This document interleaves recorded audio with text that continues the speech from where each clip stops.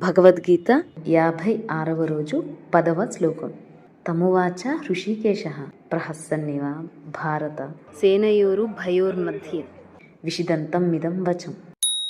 తం ఉవాచ హృషీకేశః ప్రహసన్ ఇవ భారత సేనయోః ఉభయోః మధ్యే విషిదంతం ఇదం వచః. భరత అయి ఉండవచ్చు, భారత అని ప్రింట్ మిస్టేక్ అనిపిస్తుంది.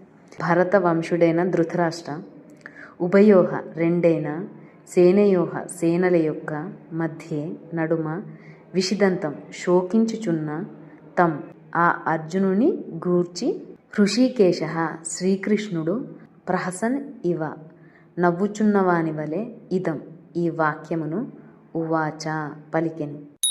ఓ ధృతరాష్ట్ర, ఇరు సేనల మధ్య శోకితుడైన అర్జునుని జూచి శ్రీకృష్ణుడు చిరునవ్వుతో ఇట్లు పలికెను. ఓ Dhritarashtra, seeing Arjuna who was in grief between the two armies, Lord Krishna said this with a smile. చిన్నపిల్లలు తప్పు చేశానేమో అనుకొని మమ్మీ తిడుతుందో టీచర్ తిడుతుందో అయ్యో ఇది తప్పు అయిపోయింది అనుకొని భయపడుతుంటారు పెద్దవాళ్ళ దగ్గర. వాళ్ళకి రైట్ ఏదో తెలియక బాధపడుతుంటారు. అలా వాళ్ళ పిల్లల్ని చూసినప్పుడు పేరెంట్స్కి నవ్వు వస్తుంది. అయ్యో పాపం దీనికి బాధపడ్డదే, ఇదేం కాదు ఇది కరెక్టే అని చెప్పడం ఎట్లా అనిపిస్తుందో అట్లా అర్జునుడు ఇది చేయాల్సిందే, అది తన కర్తవ్యం, తను చేసే తప్పు కాదు. బట్ అర్జునుడు అలా చిన్న పిల్లవాడిలా ఆ టూ ఆర్మీస్ మధ్యన కూర్చొని బాధపడుతుంటే చిరునవ్వుతో శ్రీకృష్ణుడు చెప్పబోతున్నాడు ఇలా.